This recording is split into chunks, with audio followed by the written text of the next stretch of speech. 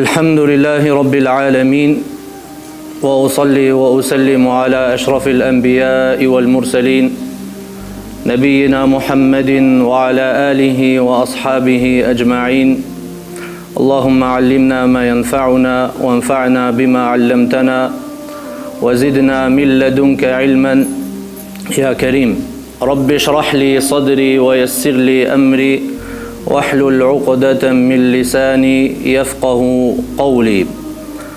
Falenderimet I takojnë Allahu Gjelle Gjelaluhu ashtu si që meriton ai subhanahu wa ta'ala për të falenderuar dhe ashtu si që falenderoi ai veten e tij në fillim të librit të tij kur tha Alhamdulillahi Rabbil Alamin.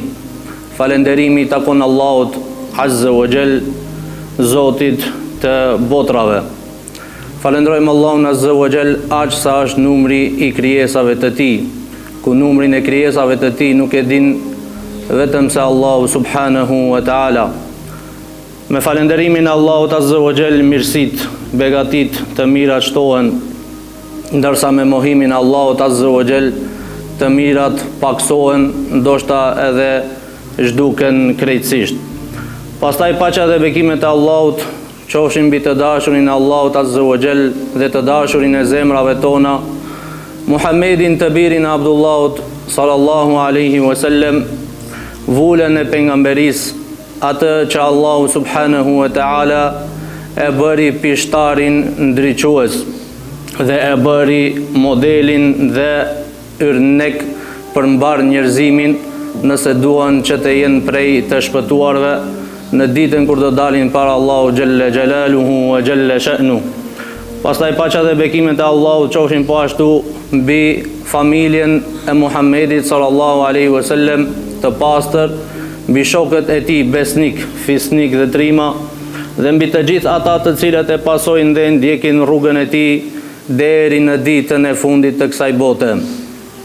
Të nderuar vëllezër, pas falënderimit Allahut Azza wa Jall, falenderojmë vëllezërit në krye me hoxhën, të cilët u bërën sebeb që sot të realizohet ky seminar.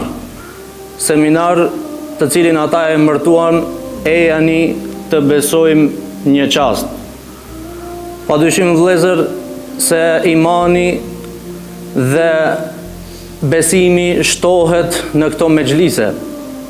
Nga se këtu folet për Allahun Azza wa Jall, folet për të dërguarin e Allahut Azza wa Jall, folet për shokët e Muhammedit sallallahu alaihi wasallam, folet për gjeneratat e arta të cilët kaluan para nesh dhe ata të cilët Allahu Azza wa Jall I përzgjodhi dhe ishin më të dalluarit dhe pejgamberi jon sallallahu alaihi wasallam I emërtoi si gjenerata të arta, ku tha pejgamberi sallallahu alaihi wasallam khairul quruni qarni, gjenerata më e mirë është gjenerata ime.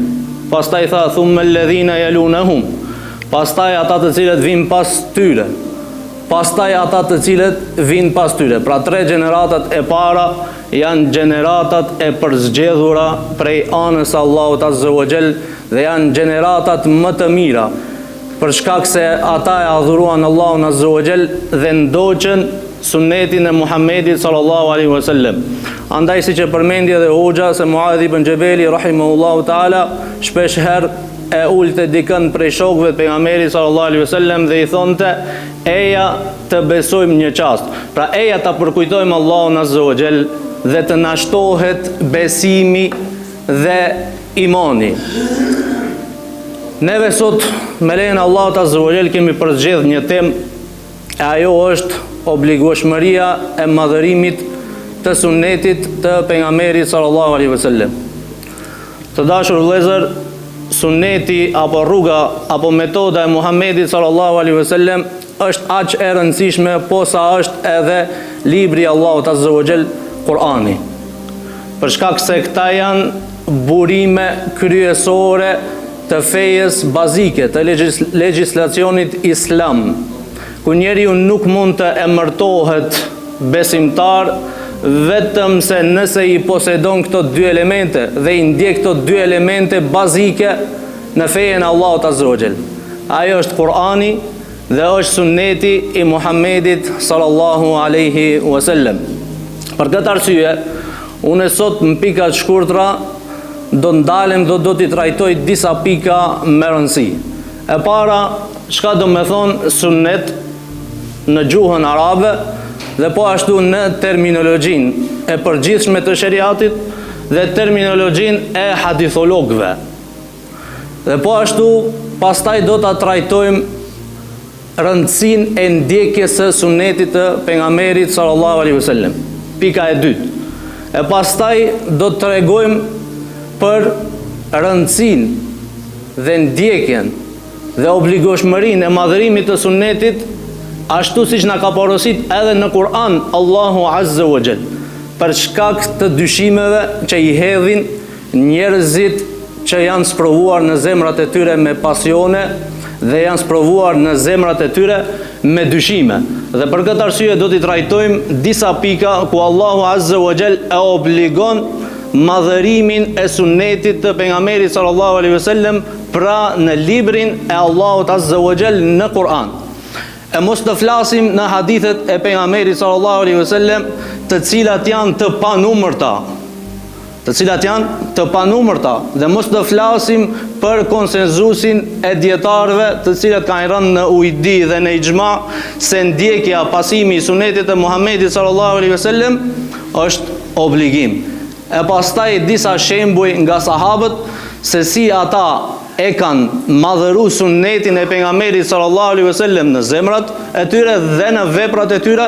Pastaj çka do me thonë madhërim i sunnetit të pejgamberit sallallahu alaihi wasallam dhe si e madhëruan, disa shembuj se si e madhëruan selefët pra sunnetin e Muhammedit sallallahu alaihi wasallam. Së pari o ju vëllezër, as-sunna në gjuhën arabe do me thonë at-tariqa, pra rrugë ose mënyrë e adhurimit të Allahut Azza wa Jall, qoftë ajo e sakt apo qoftë ajo e gabuar. Prandaj tha pejgamberi sallallahu alaihi wasallam, la tattabi'anna sanana man kana qablakum shibran bi shibr wa dhira'an bi dhira' hatta law anna ahadahum dakhala juhra dabbin la dakhaltumu. Thot pejgamberi sallallahu alaihi wasallam, ju do ta ndiqni rrugën e atyre të cilët ishin para jush.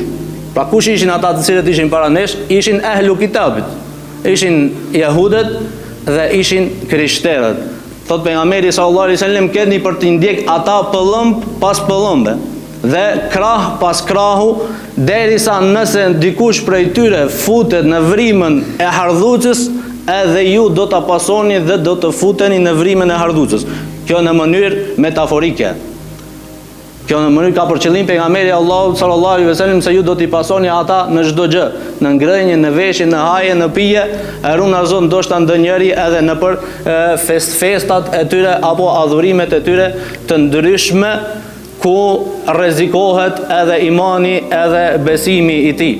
Gjithashtu prej domethënies së sunnetit, sunna në gjuhë ka për qëllim fillimi i një çështje. Al-ibtida'u fil amr, me e fillu një çështje apo një punë prej fillimit ti i pari, apo ringjallja e saj, pasi që të jetë harruar, e ringjall një vepër, qoftë ajo e mirë apo qoftë ajo e keqe. Prandaj tha pejgamberi sallallahu alaihi wasallam, men sanna fil islami sunnatan hasana, ai i cili e ringjall në islam një sunnet të mirë, e ka shpërblimin e asaj vepre dhe të gjithë do ta keq shpërblimin e të gjithë atyre të cilët do ta pasojnë atë, pa ju mangësuar edhe këtij të parit të cilin e ka filluar këtë vepër të mirë, po ashtu edhe veprën e keqe. Ndërsa sa i përket sunetit, se çka do me thonë në terminologjinë e përgjithshme në sheriat, pra siç ka ardhur në transmetimet e hadithit të pejgamberit sallallahu alaihi wasallam apo sahabëve apo tabiinëve, ajo i përfshin edhe dispozitat bazike të besimit, po i përfshin edhe veprat vullnetare dhe të lejuara. Pra ka për qëllim përfshirjen e plot të gjithë veprave të islamit. Ndërsa ajo që është në terminologjinë e hadithologëve është, pra në terminologji që muhadithët apo dietarët e hadithit e kanë përcaktuar, thot gjithçka që transmetohet nga profeti sallallahu alaihi wasallam, qofshin ato fjalët e tij, veprat e tij, miratimet e tij, apo qofshin ato cilësitë e tij fizike, apo virtytet e tij morale, apo përfshin edhe një pjesë të biografisë së pejgamberit sallallahu alaihi wasallam pas shpalljes së tij, po ka mundësi të përfshijë, thonë dietarët e hadithit, edhe një pjesë të biografisë të Muhamedit sallallahu alaihi wasallam para shpalljes së tij. Sigurisht ato që ishin, domethënë irhasatun nubuwah, që i thonë ato paralajmërimet e pejgamberllëkut, i përfshin pra sunetin në dispozitën në terminologjinë e hadithologëve. E sa i përket të vëllezër rëndësisë së ndjekjes së sunetit të pejgamberit sallallahu alaihi wasallam, nuk ka dyshim se suneti i Muhamedit sallallahu alaihi wasallam është burimi i dytë i shariatit. Dhe ne që ditën që themi la ilaha illallah Muhammedun Rasulullah, e kemi për qëllim se çdo send që vjen prej anës Allahut azza wa jall dhe çdo send që na transmetohet nga Muhamedi sallallahu alaihi wasallam, e besojmë atë me besim në zemër dhe pastaj dëshmojmë me gjuhë dhe pastaj e veprojmë me vepra, nga se siç e dini juve se besimi sipas terminologjisë e ehlu sunnetit dhe xhamatit është se el imanu i'tiqadun bil qalb, besimi është me zemër, e pastaj deklarimi me gjuhë, e pastaj të vepruarit me vepra.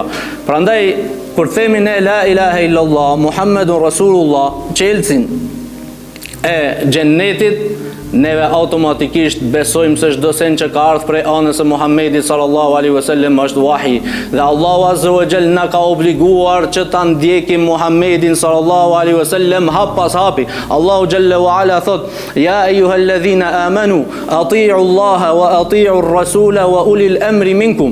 O ju të cilët keni besuar, binduni Allahut azza wa jall dhe binduni të dërguarit të Allahut azza wa jall dhe ata të cilët i keni marrë për udhëheqësa. Nga se Allahu azza wa jall fort e ka ndërlidh respektimin ndaj Allahut azza wa jall dhe bindshmërinë ndaj Allahut azza wa jall me bindshmërinë ndaj të dërguarit të Allahut azza wa jall. Për shkak se Allahu azza wa jall thot: "Men yuti'ir rasula faqad ata'a Allah."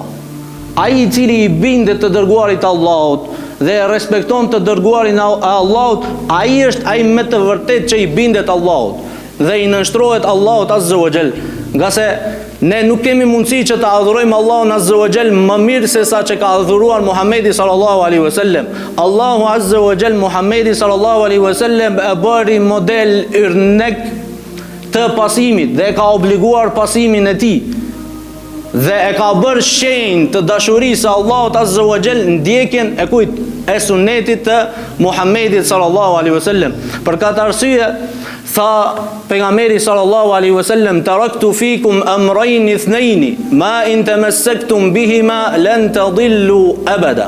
Kam lënë në mesin tuaj dy gjëra që nëse ju kapeni fort për të, asnjëherë nuk do të shkoni në humbje, asnjëherë nuk do të përfundoni në humner. Dhe pejgamberi sallallahu alaihi wasallam për këtë kohë provash dhe fitnesh ku për dinin e Allahut azza wa jall do të flasë edhe i dituri edhe i padituri, në këtë kohë kur do të shtohen dyshimet e shumta dhe do të shtohen pasionet dhe njerëzit e pasioneve dhe dyshimeve do të shpërndajnë dyshime të ndryshme rreth saktësisë dhe vërtetësisë të sunetit të Muhamedit sallallahu alaihi wasallam. Për të gjitha këto na ka informu pejgamberi jon sallallahu alaihi wasallam para 1446 vite apo 47 vite. Prandaj tha pejgamberi sallallahu alaihi wasallam me një hadith, thot: inna Allaha zawali al-arda, thot Allahu ma afroi mua tokën dhe e pa shprej lindjes në perëndim se çka do të ndodh. Mes tjerash rreth këtij hadithi tha pejgamberi sallallahu alaihi wasallam më poshtë, tha: kam frikë më shumë që friksohem për ummetin tim, është prej atyre hoxhallarëve e imme mudillun, hoxhallar të cilët i thirrin njerëzit për në humbje, do t'i çojnë njerëzit për në humbje. Pastaj tha pejgamberi sallallahu alaihi wasallam: kur në mesin e ummetit tim të shpërndahet lufta dhe vrasjet, pra shpata do të vendoset te ata, ajo nuk do të ngritet deri në ditën e gjykimit. E pastaj tha pejgamberi sallallahu alaihi wasallam, nuk do të bëhet kiameti derisa fise nga ummeti im ti pasojnë dhe ti ndjekin mushrikët, pabesimtarët, dhe derisa të kthehet përsëri adhurimi i idhujve. Kështu tha pejgamberi sallallahu alaihi wasallam. Mirë, po në fund përgëzoi pejgamberi sallallahu alaihi wasallam. Pra ata të cilët do të kapen për sunetit të pejgamberit sallallahu alaihi wasallam, tha, do të vazhdojë një grup nga ummeti im në të vërtetën, do të qëndrojnë stoik, besnik ndaj të vërtetës, nuk do t'i dëmtoj ata asgjë nga ata të cilët i tradhtojnë ata, apo ata të cilët përpiqen t'ju bëjnë ndonjë dëm atyre.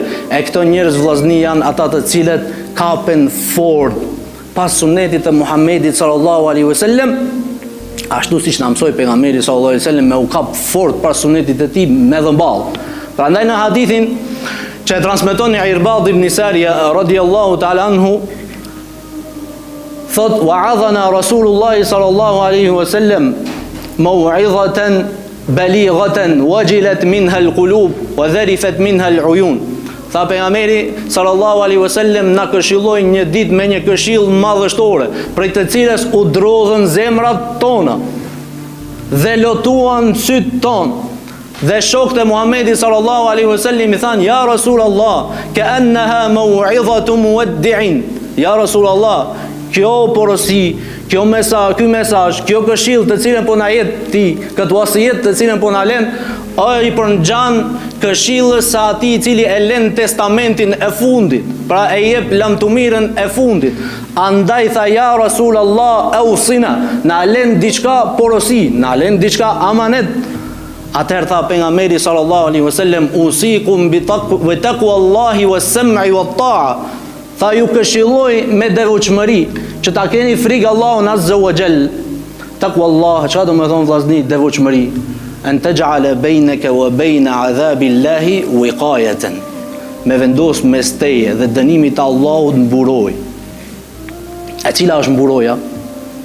Mburoja është zbatimi i urdhrave të Allahut dhe ndalimi nga ndalesa që Allahu azza wa jall ka ndaluar. Allahu azza wa jall nuk e ka bërë këtë fe të vështirë. Allahu azza wa jall këtë fe e ka bërë të lehtë. Inna hadha ad-din yusrun. Thot pejgamberi sallallahu alaihi wasallam, me të vërtetë kjo fe është e lehtë. Andaj nuk do të përpiqet dikush që ta vështirësojë fejen më shumë se sa Allahu azza wa jall ka obligu, dhe më shumë se sa Muhamedi sallallahu alaihi wasallam na ka mësu, vetëm se feja ka për ta mund atë. Pastaj fjalët të cilët ky i shqipton, ata të cilët ky e ka ekstremizu fejen dhe ka kalu jashtë kufive të asaj që i ka vendosur Allahu azza wa jall dhe Muhamedi sallallahu alaihi wasallam, atëherë do ta sheh se ky nuk mund të i përmbahet asaj të cilës ka thënë më herët. Për shkak se Allahu azza wa jall ja shpalos dhe ja tregon se unë jam ai që vendosi për fejen time. Unë jam ai që vendos për sunnetin e Muhamedit sallallahu alaihi wasallam. Pra Allahu azza wa jall dhe Muhamedi sallallahu alaihi wasallam i pason urdhrat e Allahut. Wa ma yantiqu anil hawa. Allahu thot për Muhamedit sallallahu alaihi wasallam, ai nuk flet nga hamendja e tij. In huwa illa wahyun yuha. Me të vërtetë Muhamedi sallallahu alaihi wasallam çka do të flet është shpallje prej anës Allahut azza wa jall që i shpallet atij. Prandaj pejgamberi sallallahu alaihi wasallam tha në hadithin e Irbad ibn Sariya, tha, kapuni fort. Tha, aleikum bi taqwallah, usikum bi taqwallah, ju këshilloj që të keni frikë Allahun me devotshmëri. Pastaj të jeni të dëgjueshëm ndaj udhëheqësave të cilët ju i merrni për udhëheqësa. Pastaj tha pejgamberi sallallahu alaihi wasallam, fa innahu man ya'ish minkum fa sayara ikhtilafan kathira. Nga sa ai i cili ka për të jetuar, pra Allahu azza wa jall ka për t'i dhënë një jetë të gjatë, pas me ka për të pa gjëra të çuditura, ka për të pa shumë përçarje në mesin e muslimanëve. Prandaj tha pejgamberi sallallahu alaihi wasallam, se taftariqu ummati ala 73 firqatin kulluha fi an-nar. Tha pejgamberi sallallahu alaihi wasallam, ummeti im do të ndahet në 73 grupe. Kulluha fi an-nar. Të gjitha do të jenë në zjarrin e xhenemit përveç se një. Ajo në të cilën jam unë sot, thot pejgamberi sallallahu alaihi wasallam, dhe shokët e mi. Çka ka për qëllim vëllezër? A janë 73 apo janë më shumë se 73 grupa tash? Janë më shumë se 73 grupa. Nëse i numërojmë grupat e vogla, janë më shumë se 73. Mirë po pejgamberi jon sallallahu alaihi wasallam ka për qëllim me 73 grupe, pra grupe të cilët do të kenë pasues të shumë dhe do t'i pasojnë ata. Kulluha finnar. Të gjitha do t'jenë në zjarrin e xhenemit. E këtu në zjarrin e xhenemit vllazni varësisht prej prishjes së imanit dhe besimit të tyre. Ka disa do të hyjnë në zjarrin e xhenemit, edhe pse bëjnë risi dhe bidate, mirë po megjithatë do të dalin përsëri prej zjarrit të xhenemit. E ka disa të cilët kanë bidate, risi të cilat i nxjerrin prej dinit të Allahut azza wa xal, e ata do të përfundojnë përgjithmonë në zjarrin e xhenemit, Allah na ruaj. Prandaj tha pejgamberi sallallahu alaihi wasallam, kur do vijë kjo kohë ku fejen e Allahut azza wa xal do të flasin ar-ruwaybida, do të flasin njerëz të ulët që nuk kanë dituri, i të flasin për çështje madhështore. Atëherë tha pejgamberi sallallahu alaihi wasallam, tha kapuni për sunetit tim dhe sunetit të 4 halifeve të drejt pas meje. Kush janë ato? Ebu Bekri, Omeri, Uthmani dhe Aliu radhiyallahu ta'ala anhu. Addu alejha bin nawajid. Tha pejgamberi sallallahu alaihi wasallam, kapuni fort për sunetit tim me dhëmball. Pse me dhëmbët e parë jo? Se dhëmbin e parë pak ta tërheqësh, ta kthyen dhe del. Kurse dhëmbët e fundit, dhëmballët janë të forta dhe nuk dalin dhe nuk nxirren kollaj. E kështu na tregon pejgamberi sallallahu alaihi wasallam se si duhet kapim ne pas udhëzimit të tij, pas sunetit të tij, nga se ajo është peshorja e imanit të vërtet të besimtarit. Ndjekja e sunetit të Muhamedit sallallahu alaihi wasallam. Dhe tha pejgamberi sallallahu alaihi wasallam pastaj, iyakum wa muhdathatil umur. Keni kujdes nga gjërat e shpikura, nga risit në fe, nga se çdo shpikje çon në humbje. E humb rrugën e vërtet. Për shkak se atë që pejgamberi sallallahu alaihi wasallam nuk e ka bë, edhe ne nuk duhet ta bëjmë. Se ne nuk mundemi me adhuru Allahun më mirë se sa pejgamberi. Ne nuk e njohim më mirë Allahun dhe nuk e dim se çka don Allahu për neve më mirë se çka dit pejgamberi jon sallallahu alaihi wasallam. E Allahu ai vëllezër e ka plotsuar këtë fe dhe nuk ka lënë hapësirë për futje në këtë fe. Nuk ka lënë hapësirë për futje në këtë fe. Nëse Allahu thot al-yawma akmaltu lakum dinakum wa atmamtu alaykum ni'mati wa raditu lakum al-islam dinan. Thot Allahu azza wa jall, sot u plotësova fen time dhe begatit e mia ndaj jush dhe jam i kënaqur që Islami të jetë feja juaj. Për këtë arsye kjo fe është kompletuar. Prandaj thonte Imam Malik rahimahullahu taala se ajo që nuk ka qenë fe në kohën e shokëve të Muhamedit sallallahu alaihi wasallam, nuk ka qenë pjesë e besimit, nuk ka qenë pjesë e sunetit në kohën e Muhamedit sallallahu alaihi wasallam, nuk mund të jetë edhe sot pjesë e fesë dhe pjesë e besimit. Po ashtu thonte Imam Malik rahimahullahu taala se nuk mund të përmirësohet fundi i këtij ummeti, pra gjeneratat e fundit të këtij ummeti, vetëm se me atë çka është përmirësuar gjendja e fillimit të këtij ummeti. E ne do t'i shohim shembuj se si shokët e Muhamedit sallallahu alaihi wasallam sa rëndësi i kanë dhënë sunetit të pejgamberit sallallahu alaihi wasallam, derisa nëse ndokush prej tyre e ka kundërshtuar fjalën e Muhamedit sallallahu alaihi wasallam me ndonjë fjalë, e kanë bojkotuar, ndoshta deri në përfundim të jetës nuk kanë folur fare me të. Kjo për ta bërë të qartë madhërimin e sunetit në zemrat e shokëve të dërguarit Allahut azza wa jall. Dhe nuk ka nevojë kjo fe vllazni për diçka të re. Pse Abu Dharri radhiyallahu ta'ala anhu din çka thot? Thot Abu Dharri radhiyallahu ta'ala anhu, tarakana Rasulullah sallallahu alaihi wasallam, wa ma min ta'irin yatiru bi janahihi fi as-sama' illa wa yadhkuru lana minhu ilma. Thot ka ndruar jetë pejgamberi sallallahu alaihi wasallam, na ka lënë neve pas dhe nuk ka ndonjë zog apo ndonjë shpend që fluturon me flatrat e tij në qiell, vetëm se pejgamberi jon sallallahu alaihi wasallam na ka përmendur, na ka informuar, na ka dhënë dituri rreth saj. Për këtë arsye kur e pyeti Salman al-Farisi radhiyallahu ta'ala anhu një njeri dhe i tha: A çdo gjë ju ka mësuar juve pejgamberi juaj sallallahu alaihi wasallam, derisa edhe si ti kryeni nevojat e juaja fiziologjike? Tha po, e gjel. Tha po, pejgamberi jon na ka informuar çdo gjë derisa edhe si ti kryejm nevojat tona fiziologjike, dhe tha na ka ndaluar pejgamberi jon sallallahu alaihi wasallam që gjatë kryerjes së nevojave tona fiziologjike të drejtohemi drejt kibles. Dhe na ka ndaluar pejgamberi jon sallallahu alaihi wasallam që pas kryerjes së nevojave fiziologjike, pastrimin ta bëjmë pastaj me dorën e djathtë. Pra çdo gjë jemi të informuar. E pse ne atëherë kemi nevojë për modele të huaja, vëllezër? Atëherë pse kemi një nevojë model për sunetin e dikujt tjetër?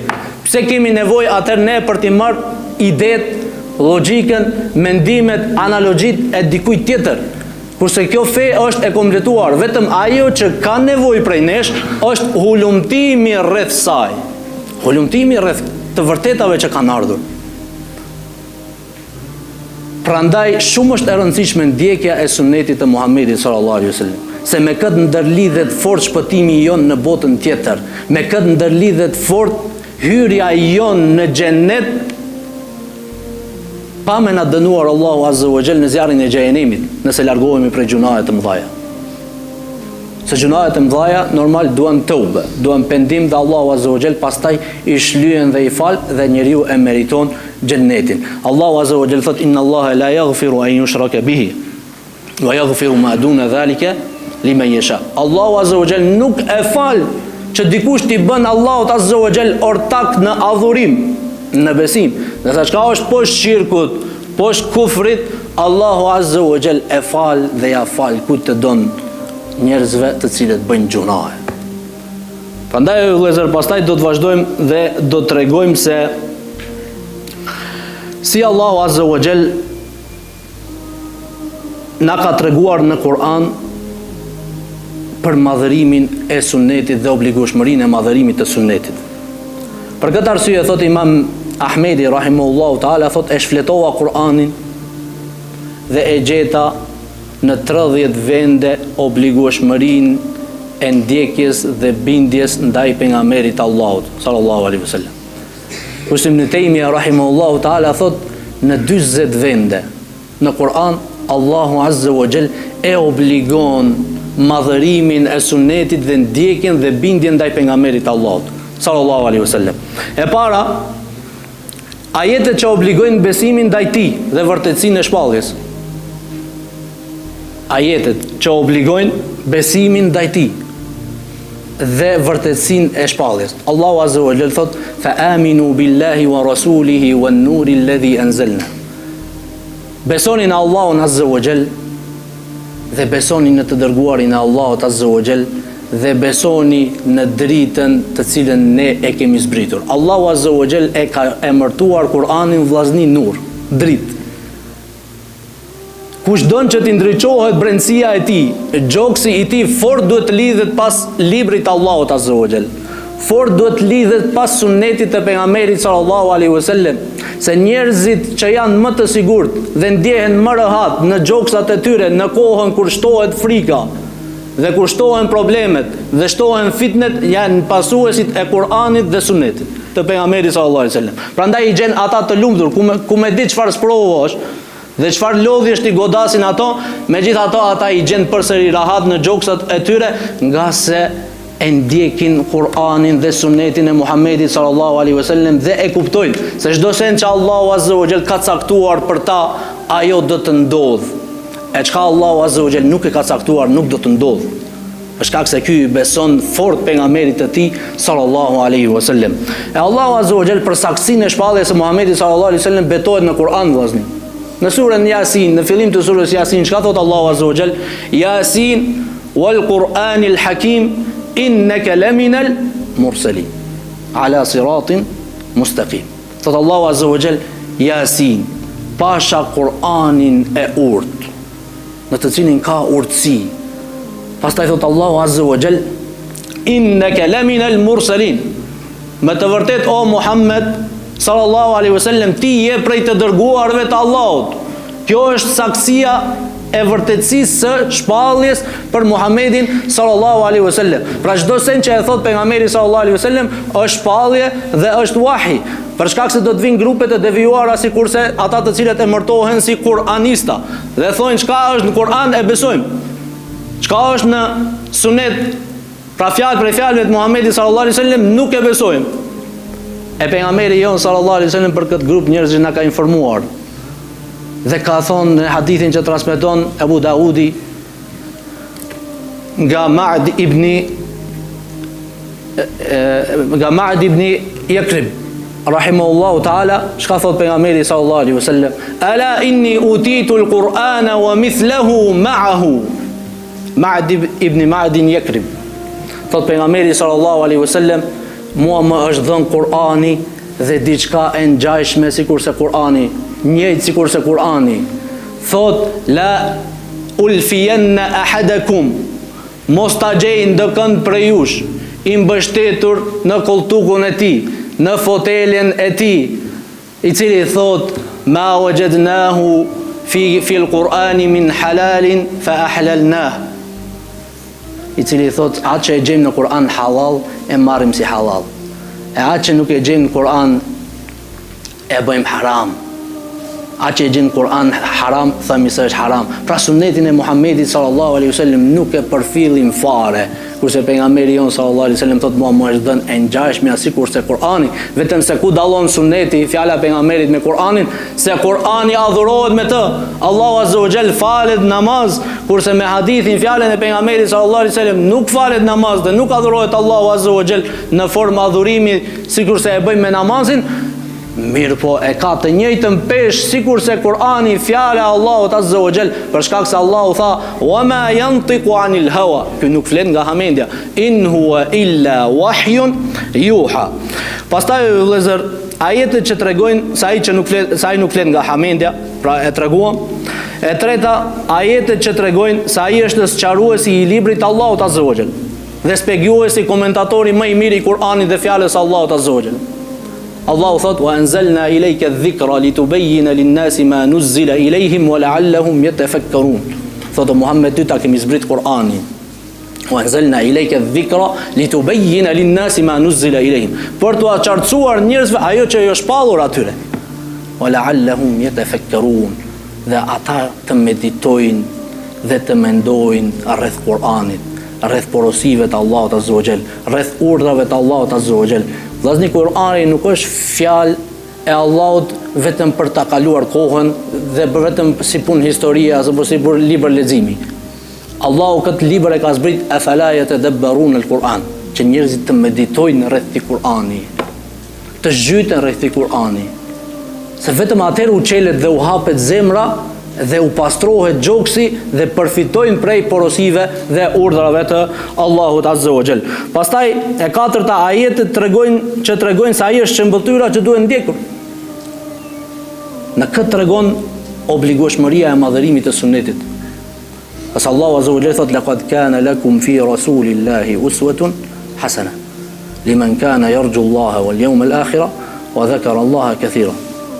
Shëmbëtyr më të mirë e keni Muhammedin sallallahu alaihi wasallam, për atë i cili shpreson takimin me Allahut azza wa jall dhe shpreson ditën e fundit, pra që të shpëton në ditën e fundit, dhe ai i cili e përmend Allahun azza wa jall. Pastaj vëllezër, ajetet që obligojnë në respektin ndaj tij dhe bindjen ndaj tij. Allahu azza wa jall thot: "Wa man yuti'ir rasula faqad ata'a Allah." Ai i cili i bindet të dërguarit Allahut i është bind Allahut azza wa jall, ndërsa ai i cili e kundërshton: "Wa man ya'si Allaha wa rasulahu wa yata'adda hududahu yudkhilhu naran khalidan fiha wa lahu 'adhabun muhin." Thot ata të cilët e kundërshtojnë Allahun dhe e kundërshtojnë të dërguarin e Allahut, wa yata'adda hududahu, dhe i tejkalojnë kufit, normat e dispozitave të Allahut azza wa jall, yudkhilhu naran, Allahu azza wa jall ka për ta futur në xhehenem, thot, khalidan fiha, për gjithmonë në të, wa lahu 'adhabun muhin. Pra këto janë ajetet që tregojnë se Allahu azza wa jall e ka obligu madhërinë e sunetit të pejgamberit sallallahu alaihi wasallam. Dhe ajetet e shumta dhe të tjera të cilët na kanë ardhur në Kur'anin e Allahut Azza wa Jall, në fjalën e Allahut Azza wa Jall, e mos të flasim për hadithet e pejgamberit sallallahu alaihi wasallam, të cilat disa prej tyre edhe i shqiptuam dhe i treguam.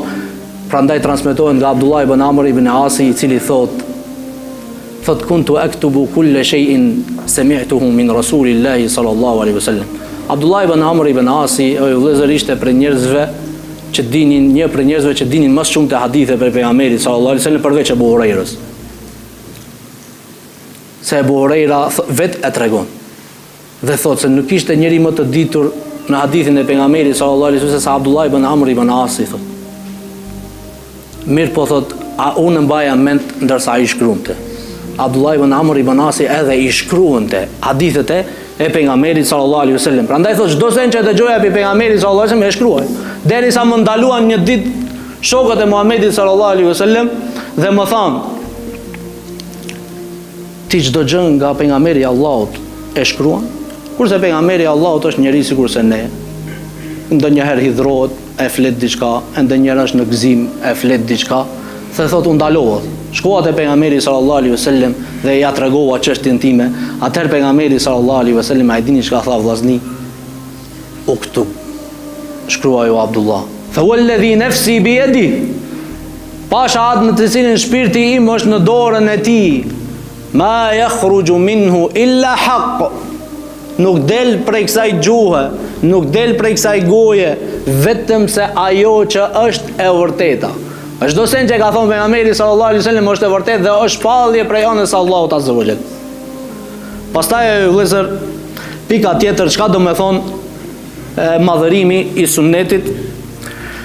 Madhërimi i sunnetit do thonë nështrimi ndaj saj, dorëzimi i plot dhe pranimi i çdo gjëje që ka ardhur nga pejgamberi i Allahut dhe mos ta kundërshtoj atë me logjik apo analogji apo mos ta kundërshtoj atë pa argumente sheriatike dhe mos kundërshtimi i pejgamberit sallallahu alaihi wasallam për politika dhe interesat të tyre.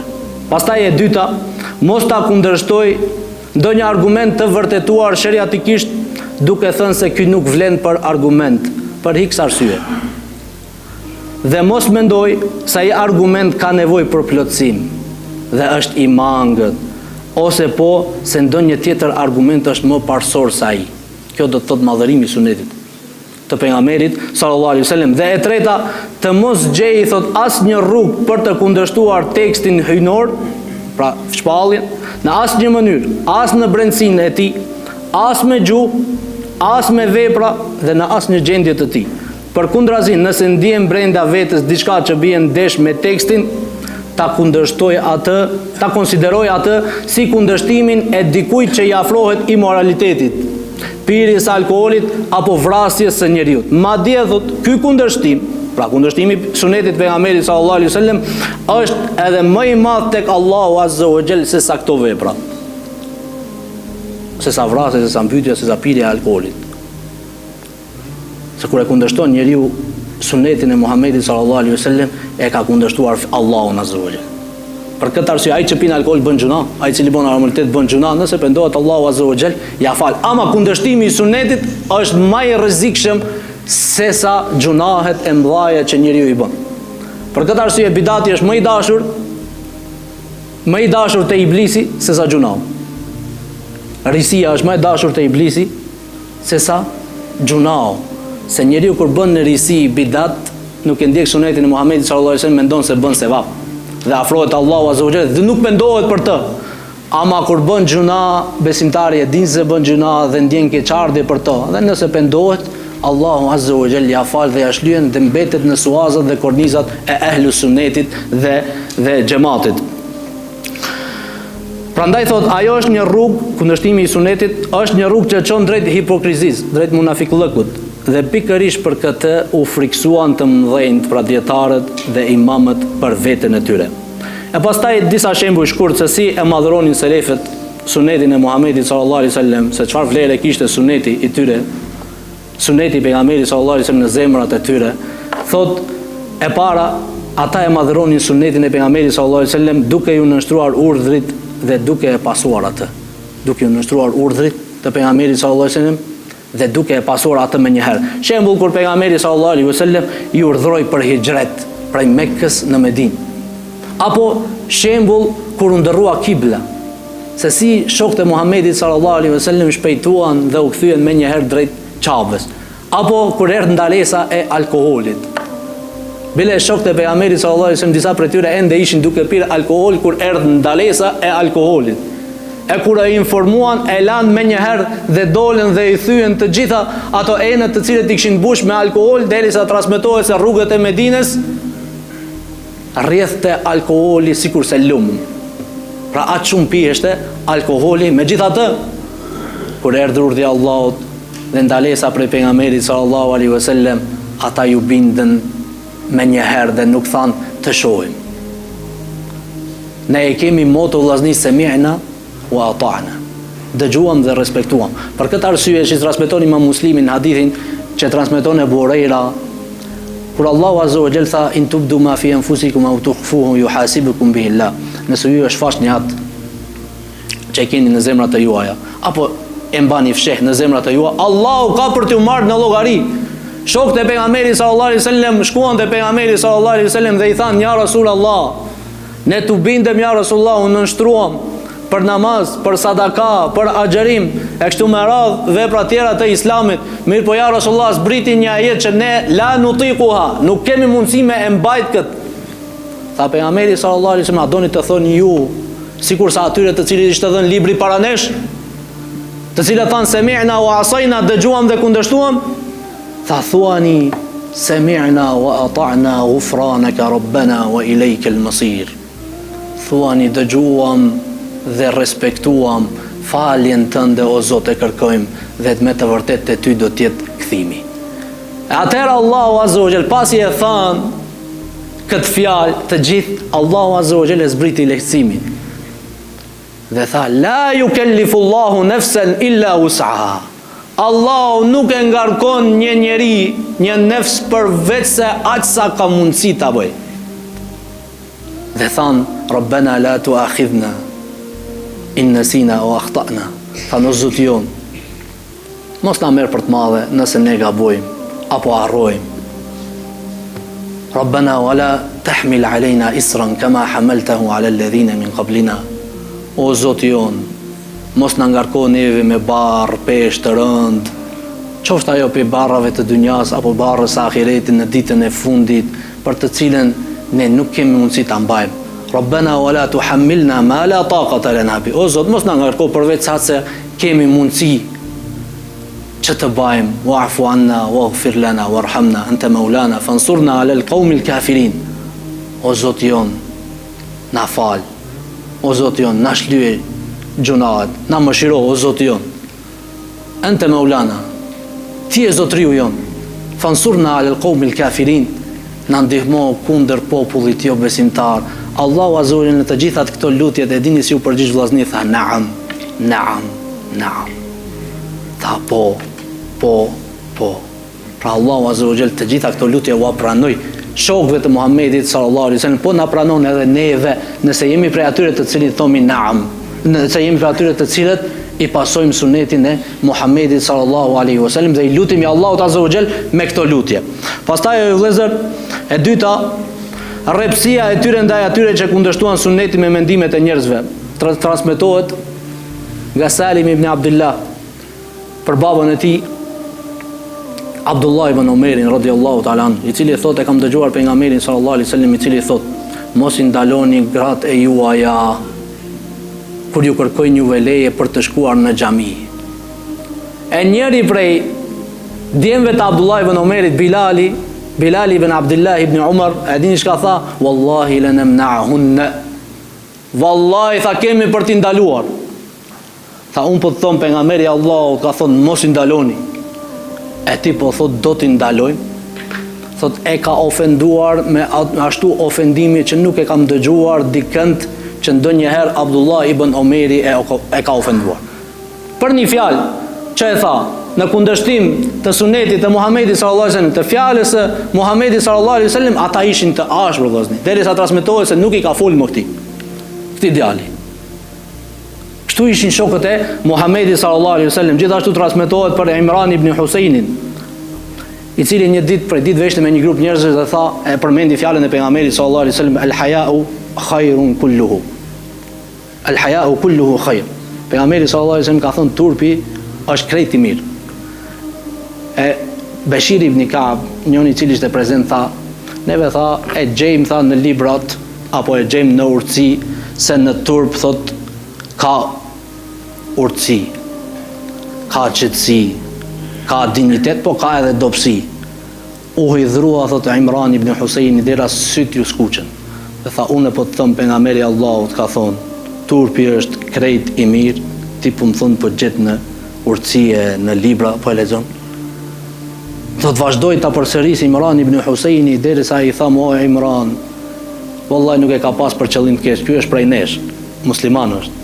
Aq shumë i kanë kërcënu shokët e Muhamedit sallallahu alaihi wasallam, ata të cilët me logjikat e tyre i ka kundërshtu hadithet e pejgamberit sallallahu alaihi wasallam. Dhe gjithashtu e fundit ajo vëllezër, madhërimi i tyre ndaj sunetit gjatë transmetimit. Nuk e transmetonin atë pra hadithin e pejgamberit sallallahu alaihi wasallam, sunetin e pejgamberit sallallahu alaihi wasallam vetëm se në gjendjen më të plot. Prandaj tregohet për Imam Malik ibn Anas radhiyallahu ta'ala anhu, rahimahullahu ta'ala, i cili thot se kur dilte Malik ibn Anas për të transmetuar hadithin e pejgamberit sallallahu alaihi wasallam, merrte abdes sikur se merrte për namaz, i vishte rrobat e tij më të bukura, vendoste kapel dhe e krehte mjekrën e tij, dhe kur e pyetën i thonin pse kështu vepron, tha e nderoj dhe e madhëroj hadithin e të dërguarit të Allahut sallallahu alaihi wasallam. Gjithashtu transmetohet për Said ibn Musayyib, i cili erdhi një ditë prej ditëve një njeri dhe filloi të transmeton një hadith të pejgamberit sallallahu alaihi wasallam, ai ishte i shtrir. Tha, ndalo, më ngrini, dhe e ngrit, pasi ishte në moshë të shtuar, e ngritën dhe e ulën, dhe tha, nuk kam dëshirë që dikush të transmeton hadithin e pejgamberit sallallahu alaihi wasallam e unë të jem i shtrir. Mos të tregoj madhërim dhe edukat ndaj sunetit të Muhamedit sallallahu alaihi wasallam, ndaj fjalës së pejgamberit sallallahu alaihi wasallam.